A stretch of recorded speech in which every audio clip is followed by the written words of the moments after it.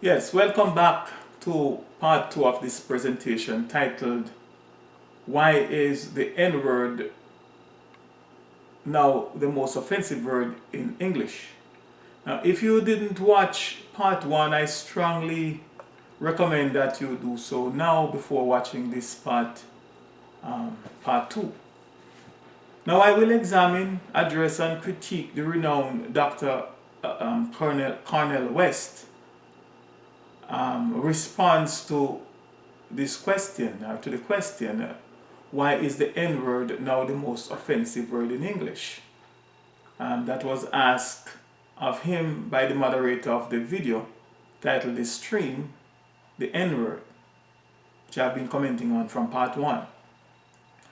Now, why is the moderator to Dr. Cornel West? Why is the N word now defined by dictionary.com as the most offensive word in English? Dr. Cornel West answer, well, and I quote, I think it has much to do with the fact that the word is associated with terrorizing, traumatizing, and stigmatizing a people, trying to ensure that black people are so afraid, intimidated, that they will not fight for self-respect and self-determination.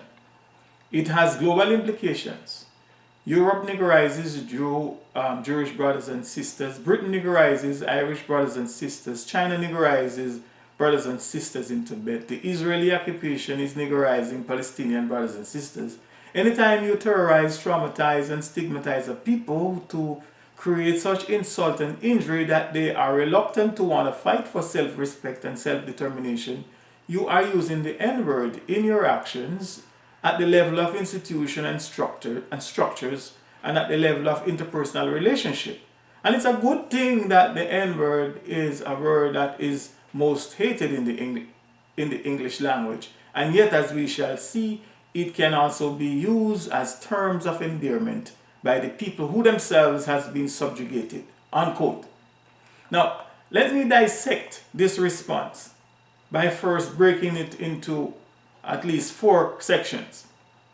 Part 1, or section, 4 different parts. Part 1, and I quote, well, I think it has much to do with the fact that the word is associated with terrorizing, traumatizing, and stigmatizing a people, trying to ensure that black people are so afraid, intimidated, that we will not fight for self-respect and self-determination, unquote. As I said, I'm breaking it up. Now, I will agree with the professor that the euphemism, the N-word, which from my perspective is just a polite, very subtle, convenient, diplomatic, if not an insolent way of saying nigger, a word which almost any and everyone that is not being intellectually dishonest knows and will admit that it is also another English word for the words black and negro. Yes, I do agree with the fact that it, meaning nigger, is associated with terrorizing, traumatizing, and stigmatizing a people, trying to ensure that they are so afraid and intimidated. However, if a people include my highly melanin skin tone African people, my African ancestors, and particularly those of us that are the victims of the European colonization and the transatlantic slave trade, I strongly disagree with this system-trained, system-educated, eminent professor and scholar, with his use of the adjectival phrase and characterization of my natural, native, earthly human ancestors as black, or as black people.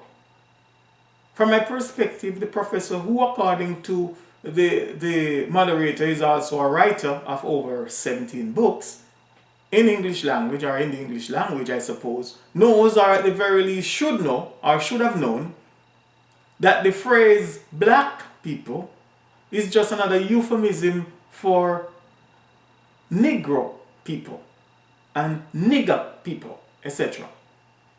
The professor should know that. The word black, just like the word nigger, and it's quite possible that the professor may concur upon reference to any reputable English dictionary, means without light. The word black means dismal. It means threatening, without moral goodness. It means indicating disgrace. It means evil. Black means evil. It means dirty. It means bad. It means the opposite of white. It means nothing or not anything good, etc. Therefore, black people means nigger people, a subhuman race of people, a race of people without light, meaning a race of ignoramuses, a dismal people, meaning a gloomy, hopeless, depressed and melancholy race of people, a threatening race of people, an uncivilized race of people that will attack, rob, maim, or kill you like wild beasts without warning, a race of people without any form of moral goodness or moral judgment, a race of people that is indicative of disgrace, a disgraceful race of people, an evil race of people, a dirty race of people, a bad race of people, a race of people that is the opposite of the erroneously and quite deceptively called white race of people, etc. And again, for the record, or speaking on behalf of my ancestors, none of those disgusting and derogatory adjectives or adjectival phrase and euphemisms, I might add, is representative of who and what my people are, or who and what we are. We are not black people. Maybe the professor, but not my people. Quote number 2, that they will not fight for self-respect and self-determination, unquote. Here again, I must strongly disagree with the professor when he suggests or implies that we, meaning Africans, and us descendants of the transatlantic slave trade, should fight for self-respect and self-determination. The word fight, for your information, means to be engaged in battle, to be engaged in warfare and conflicts or struggle, both mentally, spiritually, physically, psychologically, intellectually, or otherwise. To fight for something or to fight for anything means that we either don't have that thing, didn't have that thing, or that it is possible that that thing was, can, could, will, or has been taken away from us. However, if or when we know ourselves as the natural native earthly humans that we are, and the highly melanin skinned people coming out of that geographical region of our planet Earth that is today called Africa, then we would have known that dignity, self-respect, self-determination, and all the attributes of a wholesome creation, a wholesome human, is what we are naturally. It is what we sometimes, in our ignorance and by using our slave master's language, call life. Our source and mother, Mother Nature, did not bore or materialize us unwholesome or undone. We are naturally wholesome people, so we don't have to fight for what we are. That's another deception. And most of you guys are trained to deceive people into thinking that they have to fight for self-respect, when all you need to do is to know who you are, or be reminded of who you are, who and what you are as the natural native earthly human coming out of that geographical region of our planet called Africa, with highly melanin skin tone people. But more on that another time. If or when we know ourselves as the natural native earthly human that we are, and the highly melanin skin people coming out of the geographical region of our planet that is today, only today, called Africa, or quite recently called Africa, we will know, or we would have known, that we don't have to fight for what we are naturally, and that the idea of fighting for what we already are is a devil's con that is perpetrated by who? By the devil's trained and systems trained scholars and what have you. It is a trick from the devil and its evil system. For your information, the devil and his system, his evil system, could not and cannot take away those that are and that which we are, that which are our natural characteristics. But he and his system, the devil and his system's agents, can only trick or can only con us into believing that we don't have them. And that he and his system's agents have only conned us into believing that we don't have these characteristics. They have convinced some of us into believing that we don't have dignity. They have conned some of us into believing that we don't have self-respect. that we don't have self-determination, that we don't have self-worth, that we don't have intelligence, that we don't have virtuous qualities, that we are niggers and Negroes and blacks. The fact that they trick us into calling ourselves black people. Come on. And here we have one lone voice, or one of many other lone voices, trying to call people. Just correct this gross error. Can't call yourself a devil. Don't call yourself what you are not. But they have tricked us into believing. And you have the eminent scholars telling you, and you believe him because he went to their universities. And he's trained by them, he's acknowledged by them, he's revered by them. Because he's serving their purpose. And many others like him. Serving the system purpose and to keep you in ignorance. To believe and to think that you are black, etc. Let me continue. But they are all nothing but liars. They are they are of their father Satan, the devil. And again, to them I say, barring the words of the man called Christ, which I've quoted in part 1, you belong to your father, the devil, and you want to carry out your father's desire. He was a murderer from the beginning, not holding to the truth, for there is no truth in him. When he lies, he speaks his native tongue, for he is a liar and the father of lies. Check it in the Bible, in Christian Bible, John 8, verse 44. Now, the devil and his systems agents know that we are the natural native earthly humans and that they can take away our so-called nationality. They can take away our nationality because that's their construct. Nationality and these things are their construct. We are natural native earthly humans. We belong to the earth. There was no geographical region and no boundaries until the devils came and create boundaries and split up the earth and call this, that, and the other. So they can take away our nationality. But that which they cannot take away is our naturality. Remember that, my people. For example, the devil and his agent know that they cannot take. For example, the devil and his agents know that they cannot take or take away our life. They can't take our life. What's ours is ours. In fact, no one can take your life. Not even you can take your life. For how can you take that which is already yours? Think about that. For if the devil or anyone could take your life, then they would have more than one life. And from practical experience, we have seen and know that such is not the case. However, what the devil and his systems agents can do is maybe force us out of our physical bodies if or when they are given the opportunity, or if or when they seize the opportunity. They can do that. Be aware of that. But nothing to be afraid of.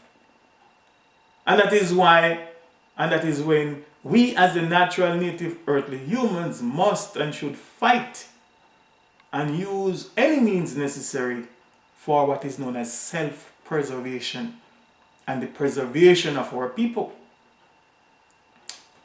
Another quote, part 3 quote from the professor. It has global implications.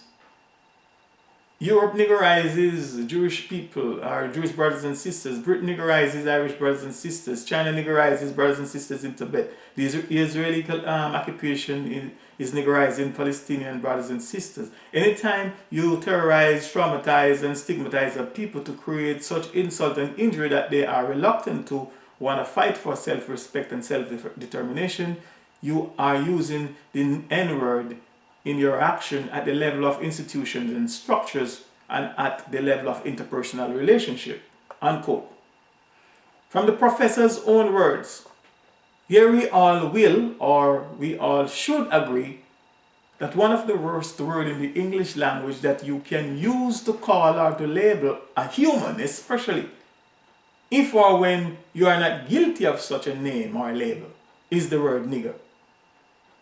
And as I have explained earlier and in many other of my other presentations, that the word nigger is equal to the word black and to the word negro etc. And the lowest of lows that human can become, that human can be classified as, can be degraded to, or a human can be degraded to, or a human can fall to. The lowest of the low is that of a nigger, or euphemistically, the N-word. It just doesn't get any lower than that. Whether it is at the level of institutions and structures in societies, or at the level of interpersonal relationship, just to borrow from the professor's own words. The fact is that it just doesn't get any lower than that. It doesn't get lower than a nigger, or a negro, or any of its equivalents. Black included, you name it. Negroes.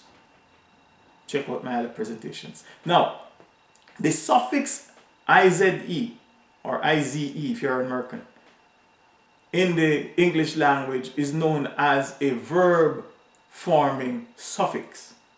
IZE or IZE is a noun forming suffix.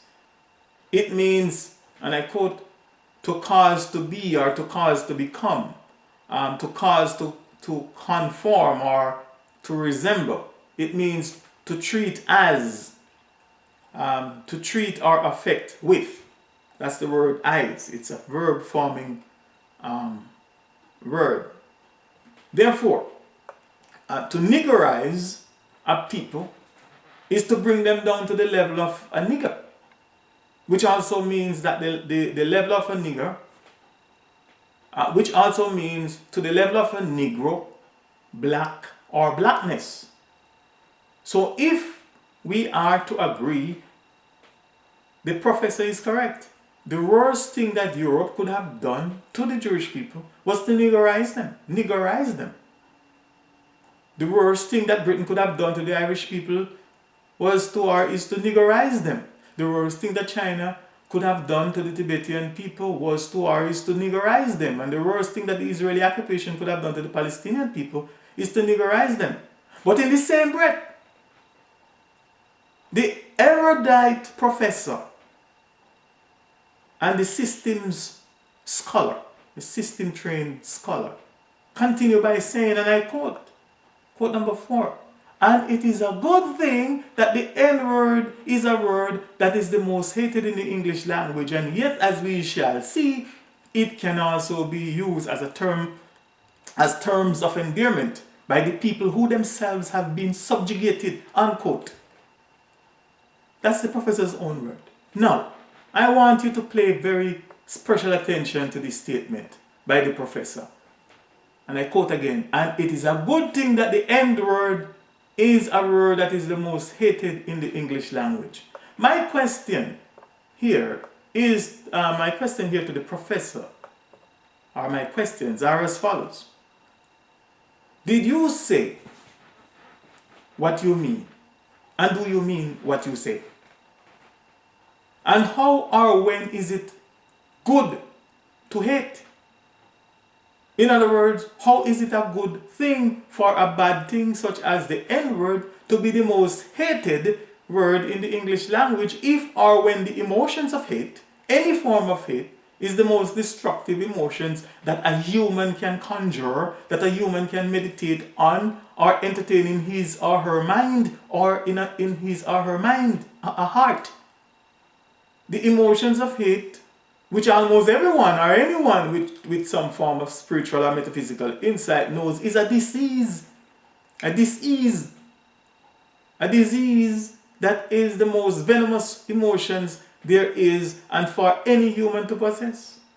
For not only is it infectious and contagious, but it is even more deadly, more poisonous and destructive to its possessors, meaning those who hate, than to its possessor's intended targets or his or her object of hate or hatred. For example, some animals such as snakes, spiders, and scorpions, etc., are possessors of poisonous or venomous, or of this venom, or venom of poisons. However, it is not deadly and destructive to them because it is their natural gift that they use as self-defense against their predators, or as a means of of securing food. However, for humans, hate, any form of hate, is a poison and a self-destructive disease. The professor continued, and yet, as we shall see, it can be used as a term of endearment by the people who themselves have been subjugated. Unquote. Again, a question to the Princeton professor, Cornel West. How can something such as the N-word, euphemistically the N-word, or the word nigger, euphemistic, let me ask it again. To the Princeton professor, Cornel West, how can something such as the word nigger, euphemistically the N-word, that is known and considered by many as being inherently offensive, uncomplimentary, and evil, be used as a term of endearment?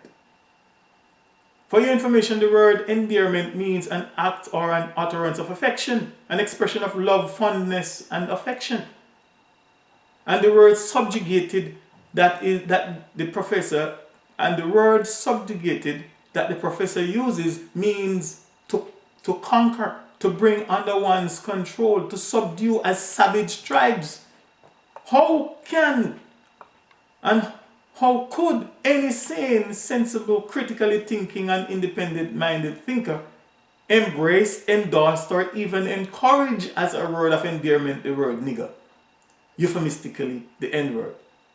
For as I've explained before, the word nigger in the English language represents the idea of an inferior species. It represents a creature that is a subhuman, for example, a creature that is a monster. It represents savage tribes. It represents the idea of darkness, black, being black, and blackness. It represents the idea of a humankind, of a human, or of a kind of human, such as a monster. The word nigger represents the idea that a person is inferior in every respect of conscious life and awareness. It represents the idea of a person that is mentally inferior, also called a minor or a minority, physically inferior, biologically inferior, intellectually inferior, religiously inferior, financially inferior, socially inferior, skin complexion inferior, you name it.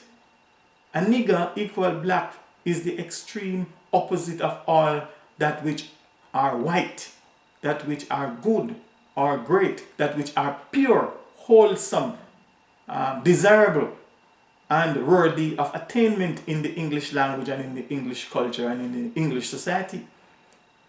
And that is why, from my perspective, only an ignoramus, meaning an extremely ignorant person or a true nigger that would, by speaking and using the English language to express him or herself, would call him or herself a nigger, refer to each other as niggers, meaning one who truly fits the characteristics of what this word means and represents. Only such a person that would say that they are transforming the word nigger, reclaiming the word nigger exclusively for themselves, that would group themselves and call or label themselves as nigger, or as nigger family, or nigger as being the nigger families, that would teach other, only a true nigger, an ignoramus, that would be teaching others to do the same. Only a nigger would want to copyright the word nigger exclusively for themselves. Therefore, my beloved, if any of you that may have taken the time to watch and listen to this video presentation, if you are not a nigger, and if you know that you are not a nigger, and if you are not deserving of being called a nigger, negro or black, then please don't call yourself black, nigger, or negro. And if you do, please don't expect the devil, his systems agents, and his systems agents to treat you differently. Please don't expect the systems representatives such as the police, the system security forces, employees, and the mass media, etc., to treat you any better. That is what you are, a nigger. That is what you are saying and admitting that you are. With your own mouth and proclamation, you are saying to the world that you are less than human. And finally, please don't get carried away by any of the system-trained, system-promoted, system-recognized, system-sanctioned, oily-tongued, smooth-talking speakers, etc. But think for yourselves and trust your own judgment. For your intelligence is a natural gift from your natural source. Now this is the end of my presentation titled, Why is the N word the most offensive word in the English? I do hope that you find it at least interesting, if not thought-provoking. Please stay tuned for my upcoming video in the series called Redemption from the Curse of the Black Spell, when I will be criticizing Jay-Z's comments on the word nigger. I am the Mystic Philosopher, and thanks very much for watching. See you then.